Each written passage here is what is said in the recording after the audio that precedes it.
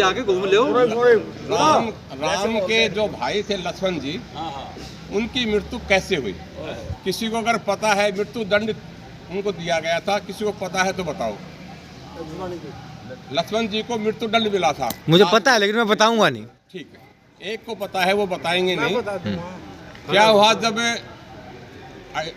रावण को मार करके अयोध्या में राम जी पहुंचे तो राम जी का राज तिलक हुआ था। और उसी टाइम आपको पता होगा, आपने रामायण देखी है, तो जो रावण बैठता था काल को अपने पैर के नीचे रखता था। देखिए मैंने देखा काल को यमराज या काल को अपने पैर के नीचे रख कर बैठता था हमेशा।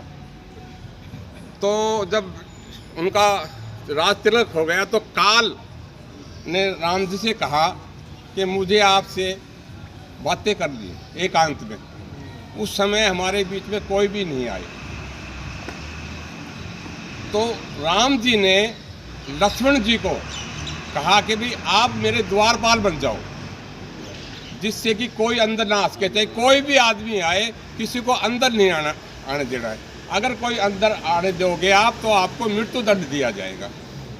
तो जैसे काल आया, राम जी से बातें करने लगा, तो उसी टाइम ऋषि दुर्वासा आ गए वहाँ।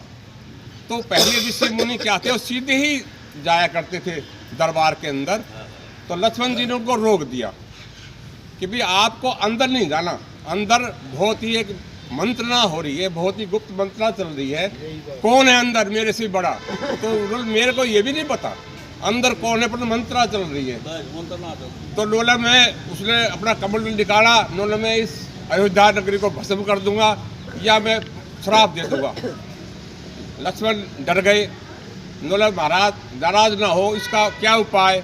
बोला आप सूचना दिया हो कि ऋषि दुर्वासा जी आए हैं, बुलाए तो उनकी मर्जी है, ना बुलाए तो उनकी मर्जी है।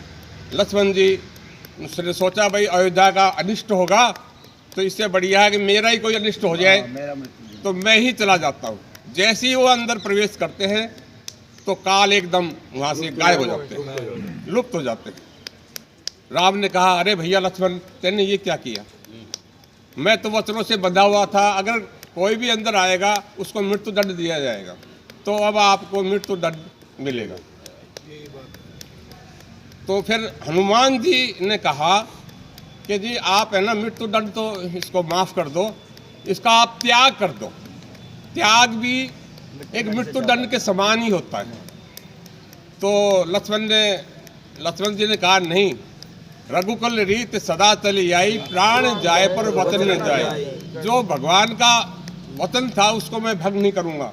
इन्होंने 14 साल अपने पिता के वचनों के लिए 14 साल गुजारे हैं, तो मैं मृत्यु दंड सहर्ष स्वीकार कर लूँगा। लक्ष्मण जी वहाँ से जाते हैं और सरयू नदी के अंदर जल समाधि ले लेते हैं। वाह जी वाह चौहान साहब, आपने तो हमारी आंखें खोल दी।